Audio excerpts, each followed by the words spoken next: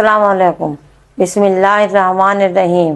میں آپ کو ایک سچا واقعہ بتاتی ہوں۔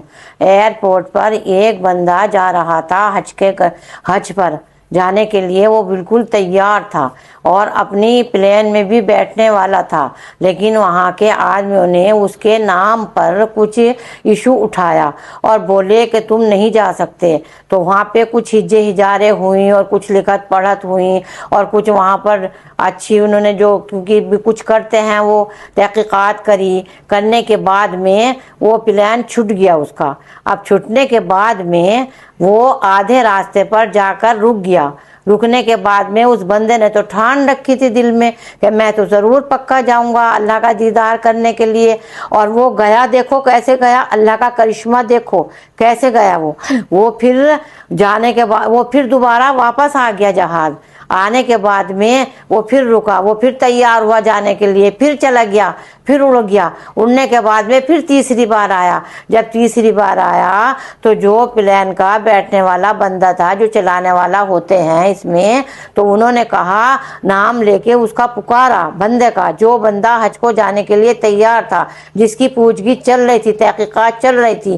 تو وہ بندہ پھر گیا اور جانے کے بعد کوئی پریشانی نہیں ہوئی اور ماشاءاللہ سے حج میں پہنچ گیا، اللہ کا دیدار کر لیا ہے۔ ابھی 4 تاریخ کو حج شروع ہونے والا ہے۔ تو اللہ کا کرشمہ دیکھو میں کیسے بتا رہی ہوں تمہیں۔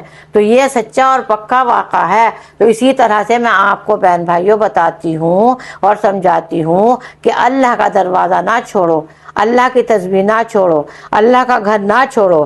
اب اس سال حج پر جائیں گے۔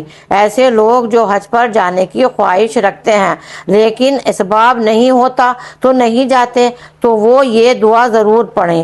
انشاءاللہ تعالی اللہ تعالیٰ ضرور ان کو حج پر جانے کی امیدوار بنا دے گا اگلے سال تک۔ اگر اس سال ان کا ارادہ نہیں ہوا اور نہیں ان کے پاس گنجائش ہوئی تو انشاءاللہ اگلے سال ضرور بنائے گا۔ آپ جب تک حج چلے، حج کا مہینہ تو یہ ہے، لیکن جب تک حج چلے 7 تاریخ تک، جب تک آپ یہ دعا ضرور پڑھو، چلتے پھرتے اٹھتے بیٹھتے یہ دعا ضرور پڑھتے رہو، ضرور پڑھتے رہو۔ یہ دعا میں آپ کو ابھی بتاتی ہوں۔ ان الحمد لبیک اللہم لبیک لبیک لا شریک لک لبیک ان الحمد والنعمت لک والملک لا شریک لک۔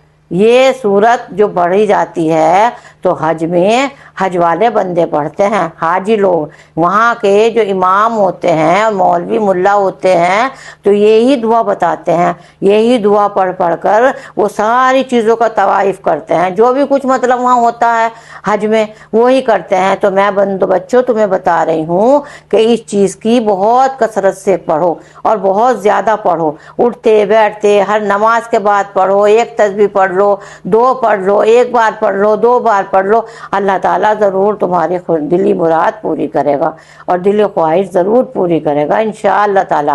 اللہ کا تو دروازہ بند ہی نہیں ہے، اللہ کا تو دروازہ کھلا ہوا ہے سب کے لیے، امیر ہو یا غریب ہو، اللہ تو سب کو سمجھتا ہے، سب کو دیکھتا ہے۔ اللہ کی ذات ہی ایسی ہے، اللہ اپنے بندے کو غریب امیر نہیں دیکھتا، چھوٹا بڑا نہیں دیکھتا، وہ سب کو اپنا ایک جیسا سمجھتا ہے۔ تو اسی لیے میں بہن بھائیوں کہتی ہوں کہ اللہ کو یاد کرو، اللہ کا کونا مت چھوڑو، اللہ کا دروازہ مت چھوڑو، اور 5 ٹائم کی اپنی نماز پابندی سے پڑھو اور صراط المستقیم کے راستے پر بھی چلو۔ انشاءاللہ تعالیٰ سارے کام تمہارے سدھرتے جائیں گے، اچھے اچھے کام ہوتے جائیں گے، ساری پریشانیوں سے تم نکلتے جاؤ گے انشاءاللہ۔ میری اس ویڈیو کو لائک بھی کرو، شیئر بھی کرو۔